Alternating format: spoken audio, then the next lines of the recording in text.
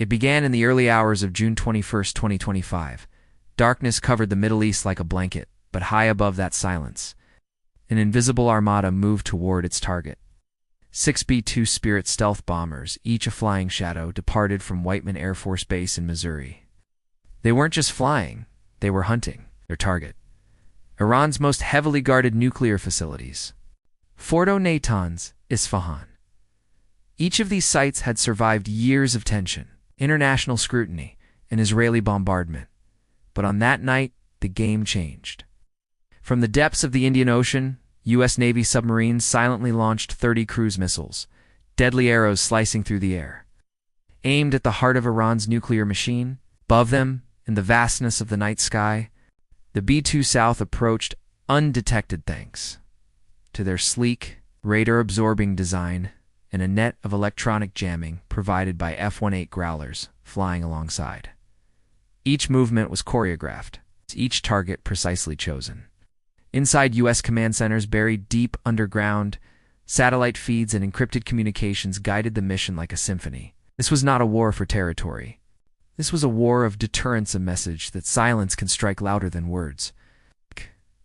As the operation began, Fordow, a fortress-like facility buried beneath layers of reinforced concrete, felt the first shockwave. But this was just the beginning. To understand how this strike became possible, we must go back months, maybe even years. This mission was not born out of panic. It was crafted through calculation, patience, and overwhelming precision. At the center of it all stood the B-2 Spirit, an aircraft unlike any other on Earth, a flying wing, visible to radar and capable of crossing oceans without detection. This steel ghost doesn't fly alone. Its reach depends on a backbone of logistical brilliance. Dozens of KC-135 Stratotankers flying fuel stations were stationed across friendly airspace in the Gulf, Saudi Arabia, and even Diego Garcia. These aircraft would rendezvous with the B-2S mid-air, transferring tons of fuel to keep them airborne for more than 30 hours. But the tankers needed protection. Electronic warfare aircraft like the EA-18 Growler flew alongside them, jamming Iranian radar and disrupting communications. A wall of static guarding a spear of silence. Elsewhere, U.S. carriers in the Arabian Sea readied F-18 Super Hornets to intercept any Iranian aircraft that dared to rise. Airborne warning and control systems AWACS hovered offshore, monitoring every movement in the skies over the Middle East. This was not just about planes and bombs. It was about layers. Layers of command, strategy, backup, and contingency. Every path the B-2 South would fly was plotted with satellite intelligence, accounting for Iran's anti-air systems, known missile launch sites, and radar coverage. But even with stealth on their side, there was a point of no return. A stretch of Iranian airspace where detection was possible, a corridor where everything could go wrong, and that's where the timing had to be perfect. Fuel, escort, jamming, and target confirmation, all synchronized down to the second. The bombers were not just on a mission. They were part of a machine, vast, invisible, and unstoppable. And when they reached the launch point, it was time to unleash what they had been carrying across the globe. Not a message, but a weapon. It weighs over 30,000 pounds, doesn't have a rocket engine. It's not designed to explode on impact. It's built to go deeper. This is the GBU-57 Massive Ordnance Penetrator. A weapon so heavy and so precise, it can punch through 200 feet of reinforced concrete before delivering its payload. And only one aircraft in the U.S. arsenal can carry it, the B-2 Spirit.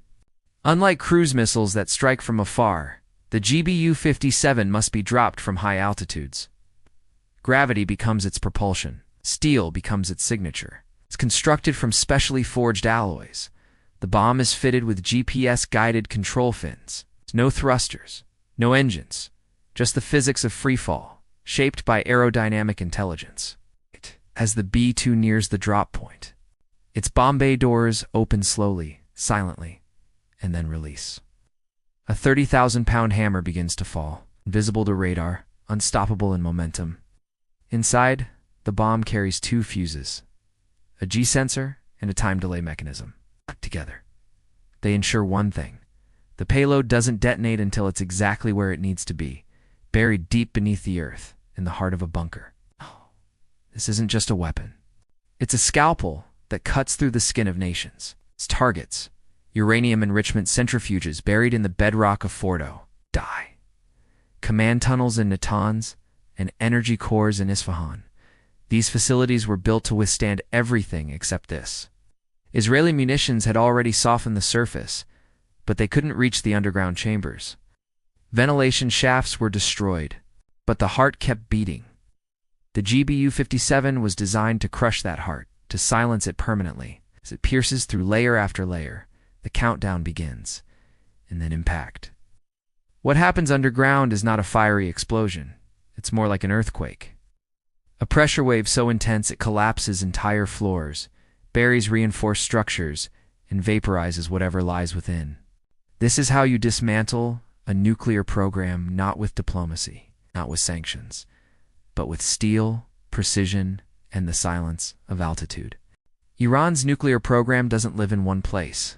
It thrives in three: Fordow, Natanz, and Isfahan. Three names. Three fortresses. Three problems the world has tried to solve for decades. Let's begin with Fordow, perhaps the most feared of them all. Built deep inside a mountain near the city of Qom, Fordow was designed for one purpose: to survive. Over 250 feet of rock and reinforced concrete shield it from the outside world.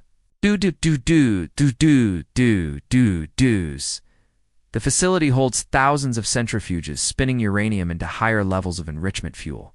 That could one day power a bomb, Israel tried. Precision airstrikes hit the surface. Ventilation shafts collapsed. But Fordow kept breathing. That's when the U.S. stepped in.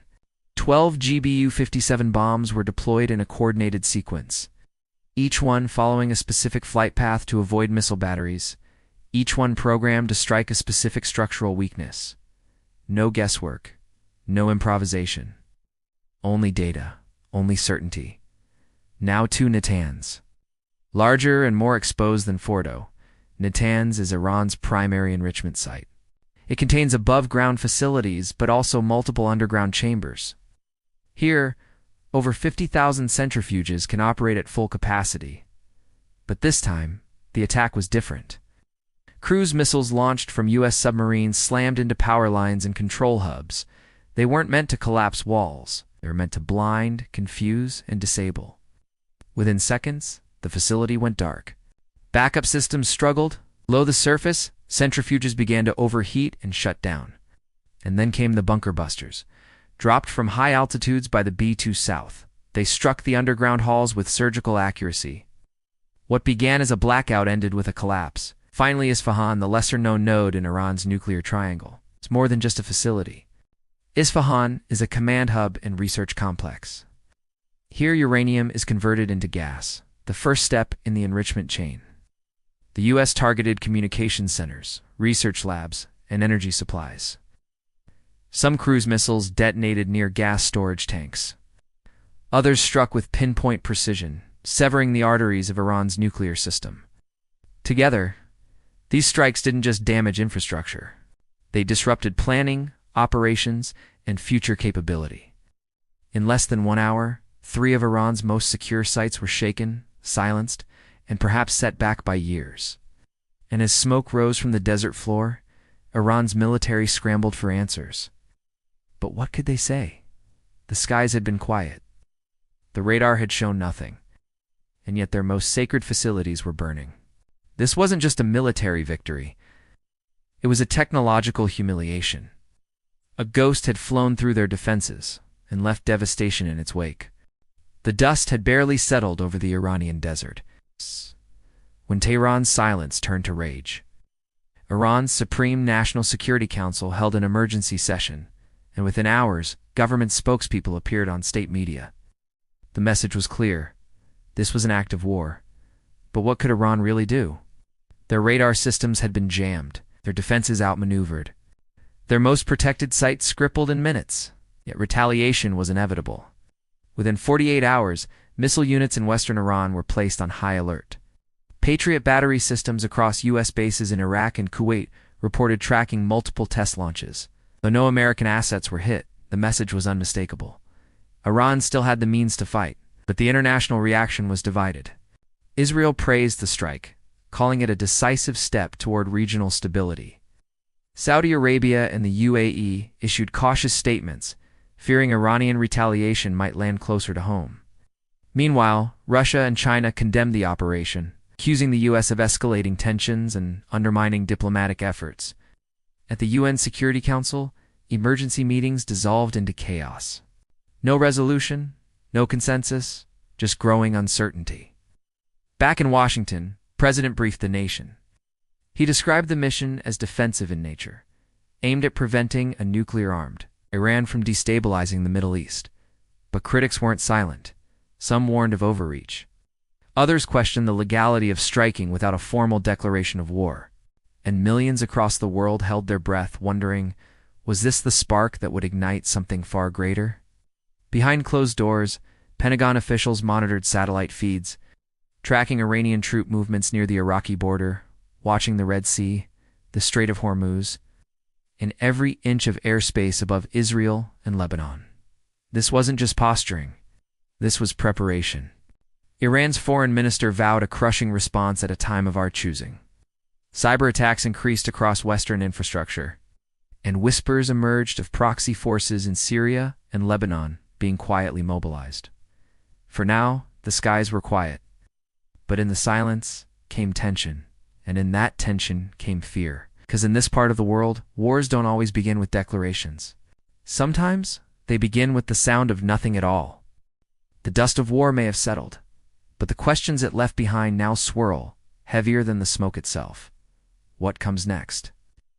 The United States has sent a message. Not through press conferences or diplomatic threats, but through stealth wings and bunker-busting silence.